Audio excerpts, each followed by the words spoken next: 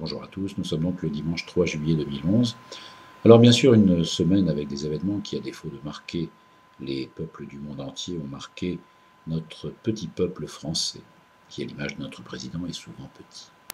Alors je le revendique, quitte à afficher un côté un peu beauf, autant qu'il ait les ressorts de l'enfance, à l'époque où l'on singeait les grands du Tour sur nos vélos, au changement de vitesse approximatif, au milieu d'une équipée d'adolescents inconscients des dangers routiers. Alors DSK libéré, mais pas encore blanchi, n'a qu'une importance relative à mes yeux. Une importance majeure pour DSK qui peut se mouvoir et envisager un autre avenir, mais on n'apprend pas grand-chose, à part les dysfonctionnements médiatiques et ceux d'une justice caricaturale. On le savait, juste une confirmation en passant. Et comme DSK n'est pas pour moi la chance du socialisme pour les présidentielles, ça ne me fait rien qu'il reste avec ses amis de droite. La liberté aussi pour Stéphane Taponnier, Hervé Guéquière, un vrai soulagement pour tout le monde, avec le concert habituel d'hypocrisie sur le montant de la rançon soi-disant non versée. Restons dans la joie des retrouvailles, ça évitera de parler d'argent, ce qui rentrait vainqueur du deal, les fameux talibans, qui, à force de prendre des bombes sur la gueule, se sont bien reproduits. Alors avec le Tour de France, on est aussi dans l'hypocrisie avec la présence de Contador, lui aussi libéré d'une part de la faute, mais pas blanchi. Simplement, le Tour fait plus rêver. Et dopage ou pas, l'institution perdure. Et côté beaufitude, la semaine, c'est aussi le mariage princier à Monaco. Prince et princesse de pacotille pour vendre soi-disant du rêve. Sans doute.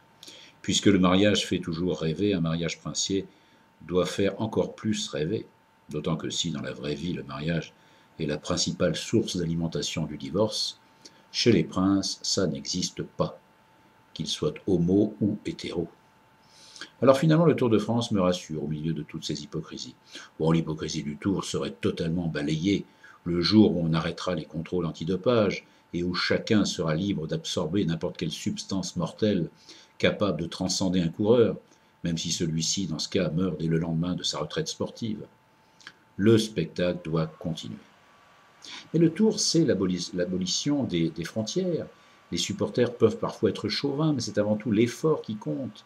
L'homme avant le drapeau, des imbéciles heureux qui sont nés quelque part, que chantait Brassens, et si cher aux membres du FN qui m'ont subtilement complimenté après ma chronique de la semaine dernière sur la Le Pen. Je dis subtilement complimenté car les insultes venant de certaines personnes ont la valeur de compliments.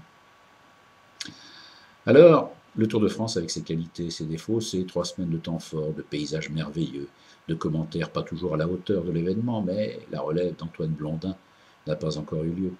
Et c'est un air de vacances qui échappe à la crise. Alors, place au combat des chefs, avec les frères Schleck, Contador, Wiggins, et les autres, les sous-chefs, les sans-grades, les jeunes, les baroudeurs et les malchanceux.